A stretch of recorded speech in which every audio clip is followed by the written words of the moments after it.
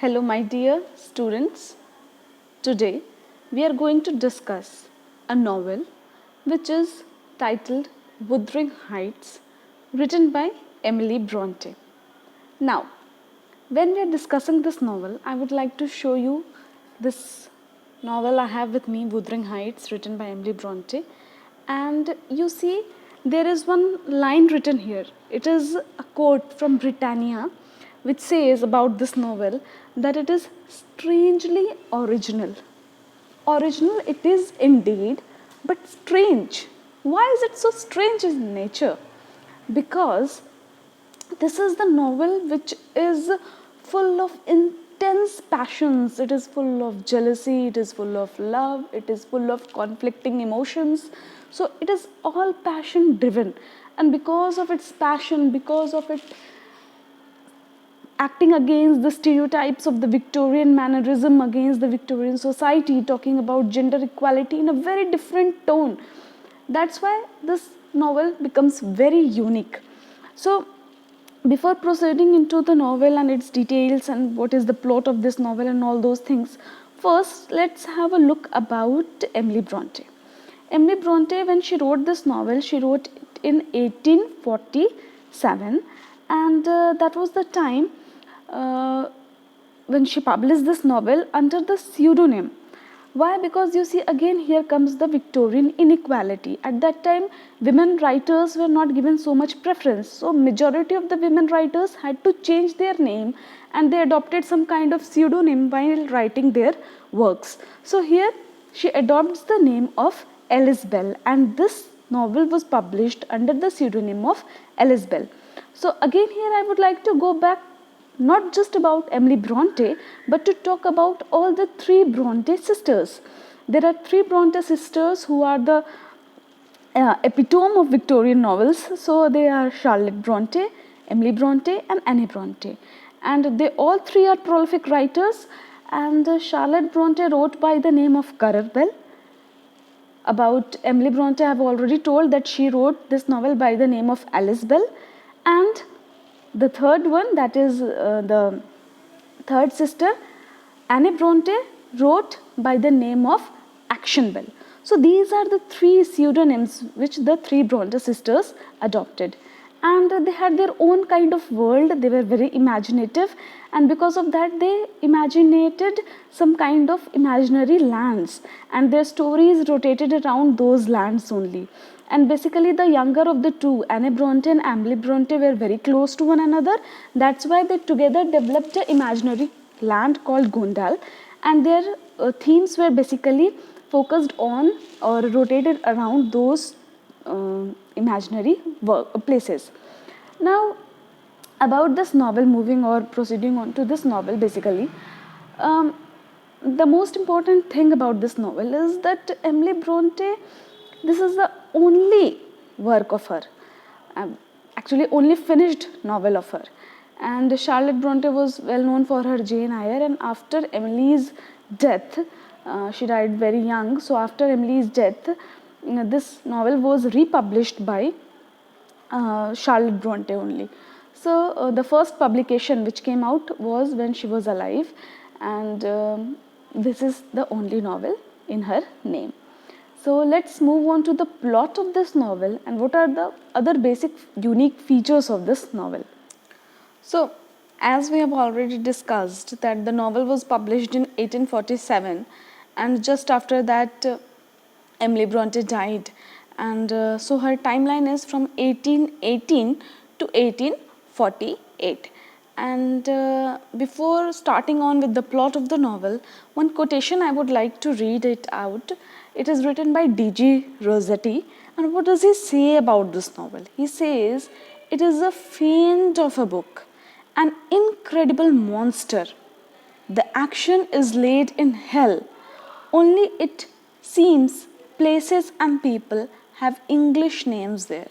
Now you see, what does he say about this book? It is a fiend of a book, a kind of a demon, a monster, and everything is hellish, as if the actions have been laid down in hell. Why? Because the level with which the vengeance is seeked in this novel, the amount of hatred, the amount of passion surmounts to this statement.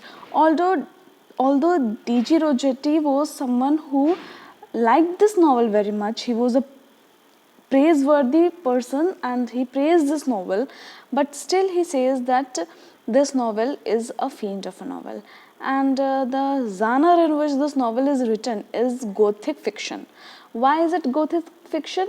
Because first of all, what is a Gothic novel? A Gothic novel is something which deals with the horrors, something which deals with the ghastly figures, something which deals with some kind of supernatural element which has got ghosts in it, which has got monsters in it, something like that. So a kind of eerie atmosphere is seen in this novel throughout, and the novel sees traces of Catherine's ghosts, and it sees the traces of Heathcliff and Catherine both seen as a ghost after their death. So because of all these supernatural elements, because of these airy feeling which the novel arouses, or because of the Gothic elements that are present in this novel is kept in the category of Gothic fiction. So the plot of the novel develops in such a way that the story is narrated in a flashback mode, and the narrator is Lockwood, and Lockwood actually does not know the story. He asks the story, and then the story is narrated to him by Nellie Dean, the servant of the house. So the story begins where Lockwood comes to visit, actually live as a tenant to a place called Thrushcross Grange. So this man, Lockwood, has rented this place, Thrushcross Grange, from a man named Heathcliff, and Heathcliff is the owner of two estates. One is Wuthering Heights, another one is Thrushcross Grange, and both are 4 miles apart. So Lockwood decides to visit Wuthering Heights also, and when he goes there, he sees it is an airy kind of place. It is cold, and the people who are living there are quite different from the normal people. They are uncultured, and they are having some kind of barbaric nature in them. And then he, because it is night, he wants to spend the night there itself. He cannot go back, and when he stays there, he actually finds a journal, and there he sees the name of 2 people. One is Catherine and one is Heathcliff. And then he suddenly, in his sleep, he feels that from the window a little girl wants to enter, who he feels is the ghost kind of thing, and he is afraid, and because of that he starts crying. And then suddenly Heathcliff comes in, and he says that okay, it was the spirit of Catherine, and he wants Catherine to get into the house. So he is unable to understand what kind of thing is this. How can a person want a ghost to come into the house? And because of that, he feels a kind of he feels kind of disturbed, and when he returns back to Thrushcross Grange, he asks Nellie Dean to narrate the story, and hence the story begins. So Nellie tells him in the detail about what had happened in these 2 estates, the Wuthering Heights and the Thrushcross Grange. So it starts with Wuthering Heights. Wuthering Heights was the place which was owned by the Earnshaws.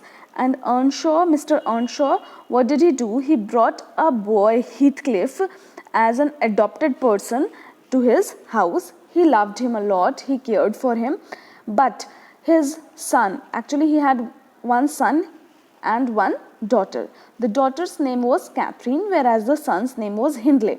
So Hindley Earnshaw never liked Heathcliff, and Hindley went out to study, and because Hindley was far away, here Catherine and Heathcliff, they developed a kind of strong feeling for one another. They were totally in love, madly in love, but suddenly some situation happened in such a way that Catherine visits the nearby estate that is owned by the Lintons, and that place is named the Thrushcross Grange, and she is somehow attracted towards the member of the Linton family, and she marries Edgar Linton. So Heathcliff is shocked at this because Heathcliff always felt that Catherine was in love with her. But when she returned from the place, Thrushcross Grange, she was quite changed. She started behaving like a gentle lady, she started behaving like a gentle girl, and all her mannerism erupted. And before that, you see, Wuthering Heights, the name itself, Wuthering means a kind of strong wind, a kind of storm. So the people living there were quite passionate, they were intense, and they were emotion driven people. So till now, Catherine was quite wild. She was of her own way. She used to carry out her own way of life. But suddenly, after meeting the Lintons, who are the sophisticated, the so called Victorian norms are being followed by them, she gets into their kind of vein and she marries Edgar, and she thinks that marrying Heathcliff is not up to the mark for her, and because of that Heathcliff is hurt, and already Heathcliff was not treated not treated in a good way by Hindley after Mr. Earnshaw's death. So Heathcliff runs away, and now the story begins. Now the villainous nature of Heathcliff begins, because now Heathcliff is sworn enemy of Wuthering Heights as well as Thrushcross Grange. He wants to take revenge from everybody and anybody, and because of that he returns with a lot of money. Somehow he persuades Edgar's sister to marry him and makes false proposal to her of his love, although he is madly in love with Catherine, but he shows that he is in love with Isabella, that is Edgar Linton's sister, and he marries Isabella but mistreats her, never cares for her. They have a child from that marriage, and the child's name is Linton Heathcliff, and that child is a weakling, but he wants to take revenge from Catherine, not only just from Catherine but from generations to generations. So in that thing only he mistreats Isabella. When he returns, then in that time you see Wuthering Heights had a quite change in circumstances. The wife of Hindley had died, and because of that Hindley was too much into alcoholism, and Heathcliff even intensifies that. He persuades him to more and more gambling and alcoholism, and because of that Hindley totally loses control, and his son is also left to the misery of Heathcliff, and his son's name is Hareton, and somehow after too much after using too much alcohol, because of the too much consumption of alcohol, he dies, and Wuthering Heights comes under the control of Heathcliff. So somehow or the other Heathcliff manages to take the control of Wuthering Heights after the death of Hindley. Catherine is already married to Edgar Linton, and he takes control of the son of Hindley also, and the son of Hindley, that is Hareton, is mistreated by Heathcliff, although somewhere or the other you will find traces of love coming out from Heathcliff's side for Hareton, but that is only in traces, because every time he shows a kind of lovely gesture to him, suddenly he remembers that no, he is there to take just and just revenge from this family. So that is about Heathcliff. He is a totally Machiavellian character, a total villain, a devil in disguise, and in the next Thrushcross Grange, what happens is that Catherine somehow dies, and Edgar Linton is also not there, he also dies. So after their death, and because Isabella was married to Heathcliff, she also dies, giving birth to the child, and only the child is left from Isabella, and that is Linton Heathcliff, and somehow or the other Thrushcross Grange also comes under the control of Heathcliff. So both Thrushcross Grange and Wuthering Heights is under the control of Heathcliff, and Catherine had a girl child named Catherine again. Generally it is referred to as Kathy in the novel.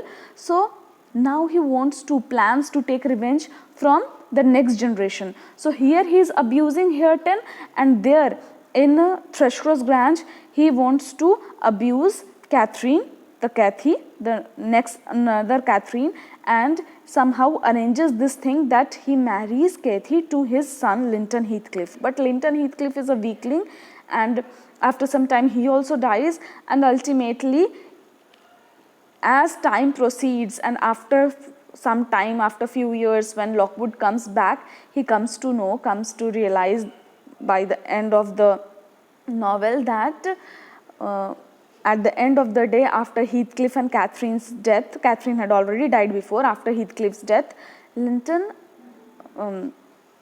another Cathy, that is the younger Catherine, and Hareton had finally married, and they were living happily there. And at times the ghosts of Heathcliff and Catherine were to be seen in the moors near Wuthering Heights and near Thrushcross Grange. So this is the basic story, this is the main summary or the plot, as you can say, of the novel. The novel is very complex and I have not gone into that detail. I have given you just an overview of the novel. So if you have to understand it, you have to go through each and every chapter line by line and chapter by chapter, then it will be more clear to you. But basically what you have to understand is the vengeance that Heathcliff wants to seek, the kind of revenge, the kind of passion Heathcliff wants to seek, and it is the strongest kind of love shown by Heathcliff. And even because of that, that's why it is named Gothic fiction. Even because of that, he wants to ask for Catherine's dead ghost also to come to his house. He is so much intense in love with Catherine, and he is so much intense in love with Catherine that after the death of Catherine also it is not over. He wants to seek him either through supernatural things, or he wants to met out revenge to his next generations, to her next generations also. So this is all of this about this novel, and it is a novel which has broken all the kind of stereotypes of the society. It is a novel which has also broken the stereotypes of the novel writing format also, because the novel is going in a flashback Emily Bronte has used in this novel. So that was all about this novel, and I am sure the conflict which Heathcliff is presenting in this novel is very well reflected by the title of the novel also, because the title is given Wuthering Heights. Wuthering itself signifies a kind of storm, a kind of windy nature. So the nature of everyone here is full of intense passions. So that is all about this novel. I would suggest all of you to read it in detail, then only it will be more and more clear to you. So that is all about this video. Thank you.